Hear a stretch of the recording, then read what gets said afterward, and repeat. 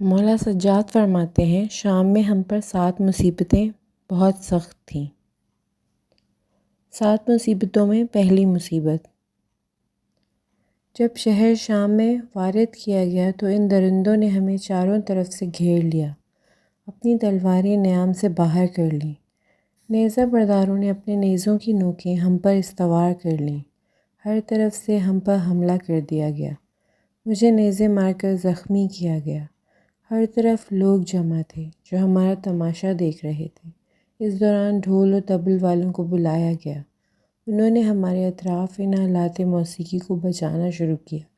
رقاصائیں اپنا رقص پیش کرنے لگیں، مغنیہ عورتیں گیت گانے لگیں، ہماری مظلومیت پر وہ خوشیاں منا رہے تھے۔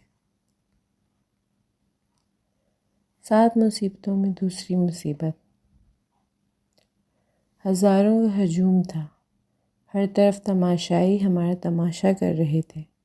میری بہنیں اور پھوپھیاں اونٹوں پر سوار تھیں، یہ ملعون سارے شہیدوں کے سر ہمارے قریب لے آئے۔ خواتین کی سواریوں کے درمیان سروں کو بلند کیا گیا، میرے بابا اور چچا عباس کے مبارک سر میری پھوپھی جناب زینب عالیہ اور جناب ام کلثوم کی سواری کے قریب بلند کیے گئے۔ میرے بھائی علی اکبر اور جناب قاسم کے نورانی سر میری بہنوں سکینہ و فاطمہ کے برابر بلند کیے گئے۔ پھر ان سروں کے ساتھ یزیدی سپاہی ہمارے سامنے کھیلنے لگے، بے ادبی اور گستاخیاں کرنے لگے۔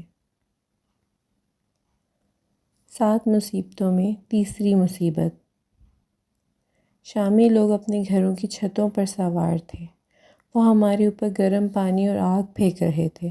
اچانک آگ میرے سر پر آئی، میرا امامہ جل اٹھا، میرے ہاتھ بندھے ہوئے تھے، میں اس آگ کو کیسے بجھاتا؟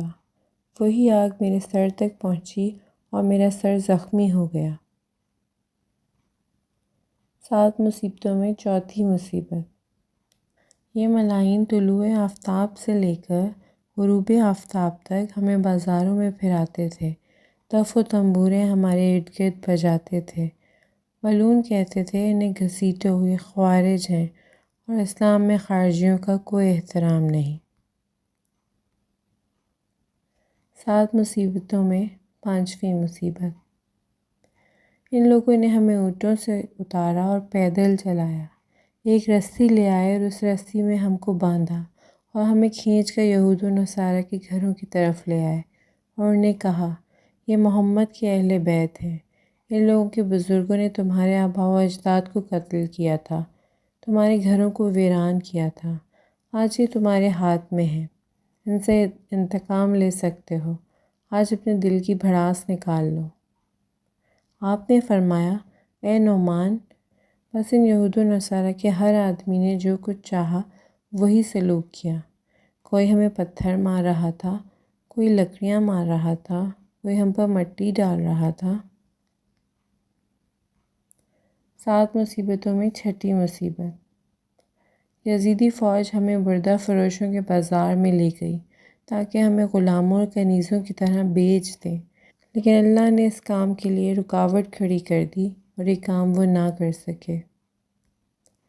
7 مصیبتوں میں ساتویں مصیبت، ہمیں اس زندان میں قید کیا گیا جس کی چھت نہیں تھی، دن کو دھوپ ستاتی اور رات کو سردی بھوک و پیاس نے ہمارا برا حال کر رکھا تھا، ہر وقت ہمیں قتل کی دھمکیاں ملتی تھیں۔